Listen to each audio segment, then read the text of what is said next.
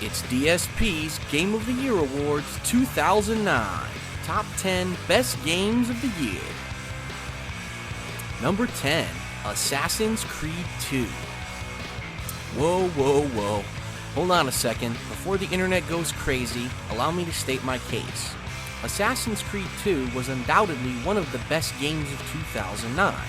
In fact, it's one of the few games that actually improved upon most of the faults of the first installment.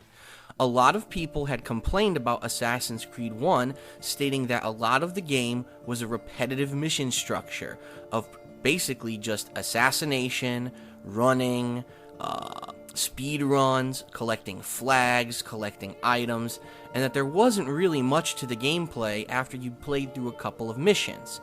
Assassin's Creed 2 definitely improved upon this by adding many different mission structures, assassination types, different variety of gameplay when it came to the story, including having some interaction with the historical character of Leonardo da Vinci and actually getting to ride his flying machine, which was, in all honesty, pretty cool. Another great addition were the new variety of weapons that were added. No longer do you have just a single dagger running around and stealth killing people.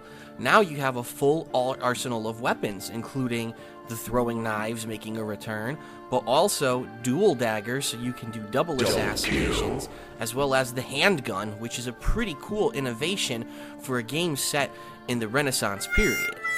I also really enjoyed the story in the part of the mystery aspect to everything going on. As you re-enter the Animus repeatedly, you uncover more and more of a plot regarding what is really going on and whether or not religion is real, God is real. You unlock different puzzles in the game and find hidden glyphs to basically unlock different portions of a video, which is an optional part of the game. And once the video is unlocked, it gives you a pretty cool take on the story of Adam and Eve from the Bible. So all in all, I think that as a package, the game was pretty well polished, well designed, and entertaining. However, there are a handful of things that are holding down Assassin's Creed 2 from being higher on my list of top 10 games of 2009. For starters, I believe that the plot pretty much slows down about halfway through the game and just drags on far too long. One of the best parts that I liked of Assassin's Creed 1 was that you constantly kept flashing in and out of the Animus and getting some of the side story of Desmond and what was going on with the Templars who had him prisoner. In Assassin's Creed 2, you see very little of Desmond. In fact, I'd probably say he's only in the game for not more than 15 minutes total. It's pretty much all Ezio.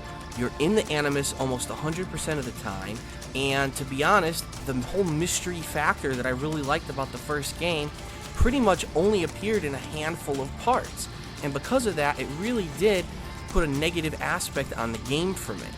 I just felt that the plot was too long, it was very repetitive, where for a good 5 to 10 hours of gameplay, you were literally just dragged along saying, okay, kill the next guy, then kill the next guy, then kill the next guy, with little to no explanation of who these people were, why it was important you had to kill them, and really no build-up.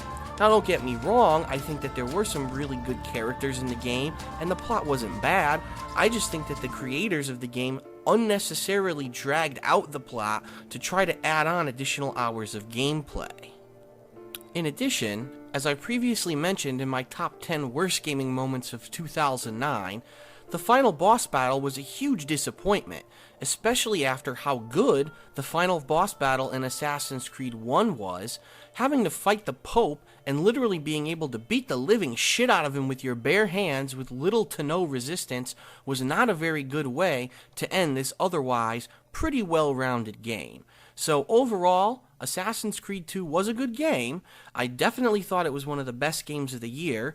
Definitely thought it improved upon the first installment of Assassin's Creed.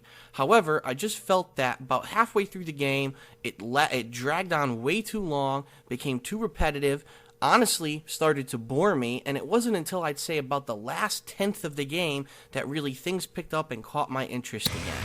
So, good job. I'm glad that the game makers listened to the gamers and improved upon what they had complained about in the first game, But I hope that when it comes to Assassin's Creed 3, they realize that quantity does not necessarily equal quality.